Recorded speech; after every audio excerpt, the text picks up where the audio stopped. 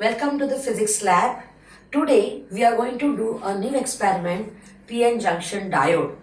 You have already learned PN junction in your theory section, but today we are actually going to perform an experiment and find out the characteristics of the diode in forward condition. By the way, what is a diode? A PN junction diode is a two-terminal device, gives unidirectional current when it is forward biased. So let us learn first what is the meaning of forward biased. Forward bias is this way. We have a diode. You know the symbol of a diode? This is the symbol of a diode. And this is the P side and this is the N side. When I take P side and connect it to the positive of the battery and N side is connected to the negative of the battery, it is called as forward biased. So this is a diode which is forward biased. When it is forward biased, the current flows through it. Now, in reverse bias condition, the diode is, reverse bias means this is a diode, I write. This way the diode is connected to the negative of the battery. So this is negative, this is positive of the battery. So this is my P side, this is my N side. Now the diode current does not flow. But it does not, current does not flow in milliamps.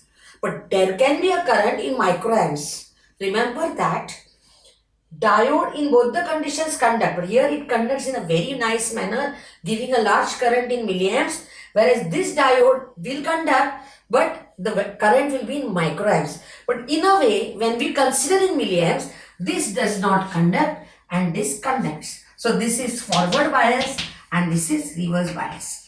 Today what are we going to do? Today we are doing an experiment. We are finding the characteristics of the diode. What is the meaning of characteristics? Characteristics, when we draw a graph between current on the y-axis, voltage on the x-axis, and we see the graph, and that is called as characteristic. So that we are doing when it is forward biased. Now we'll discuss what is the apparatus for this circuit, for this experiment. This is an eliminator. We are keeping the voltage at 2 volts because we do not want high voltages for the diode. So this is 2 volts. Here is the key. Here is a rheostat. Here is the diode. Here is millivoltmeter to measure the potential difference across the diode, and this is a milliammeter. If you go to see in this circuit, we are connecting all 3 points. These are the 2 fixed terminals of the rheostat, and the third point also is connected, that is the sliding contact.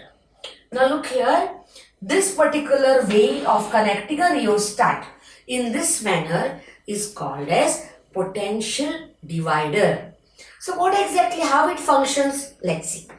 Look here, this diode is connected, P side is connected to the variable connect. So here is A point. So let's say this is the A point, one fixed terminal connected to the positive of the battery. You can see here, this is connected to the negative of the battery, and the middle one, that is the sliding contact, is connected to the P side of a diode. So we are going to provide voltages to the diode as per our need. First, if at all this particular point is here, say this is at A point. Suppose this diode connect is at A point. A point, you know very well this voltage is 2 volts. So 2 volts is here voltage, and here is 0, negative potential. So the potential difference across the diode is 2 volts. P2 is connected here and this is connected to the negative. So potential difference is 2 volts. By chance, I move this particular sliding contact from here to the exactly to the center, this B point, exactly to the center, which is the B point.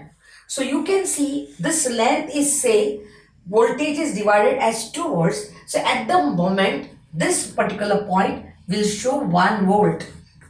It will show 1 volt. Now that means the current, the voltage between B and this point here is nothing but 1 volt. So we can reduce the voltage as per our expectation. Now you know very well, if this sliding contact connects here, then the here this is a 0 point. So voltage between this, potential difference across this will be nothing but 0 volts. So as per our need, we can change it.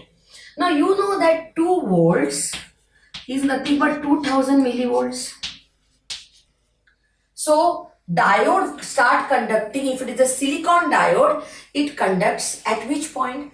At 0.7 volts or 700 millivolts.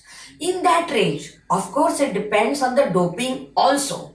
So in that range, whereas germanium conducts in the range of 300 millivolts, that is 0.3 volts.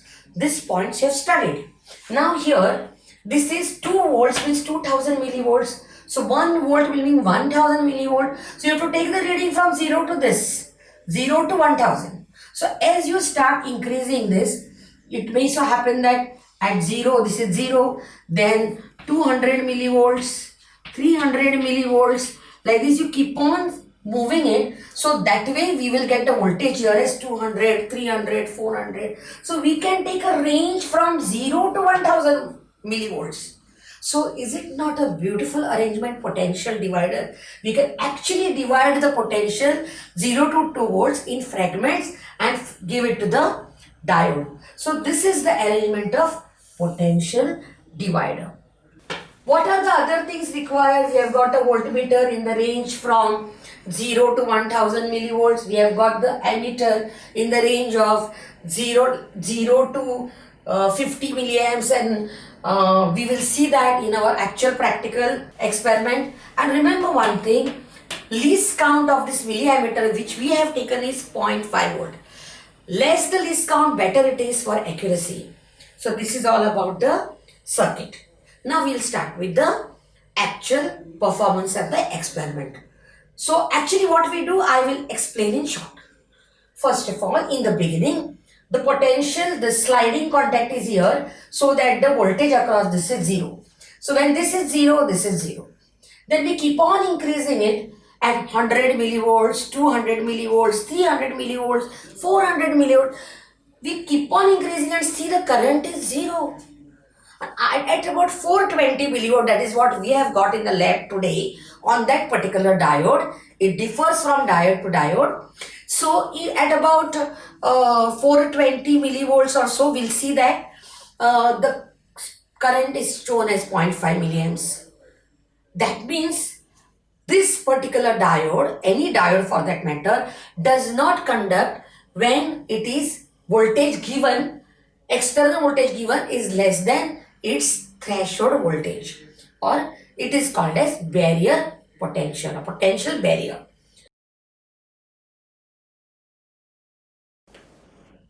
So now we need to find out the characteristics. So you have to plot a graph of I on the y-axis and V on the x-axis. You can see here I in milliamps, V in millivolts. When you plot a graph, we get this type of graph. Look at the graph. In the beginning, the current is 0, and then current starts increasing slowly, and then it shoots up. This is not what you have seen in Ohm's law experiment. In Ohm's law, we got a straight line. Current was directly proportional to voltage. But here, current is not directly proportional to voltage. So that is what we get. Now we need to find out 3 things: static resistance, dynamic resistance, and threshold voltage. So now let's go to the lab and perform the experiment.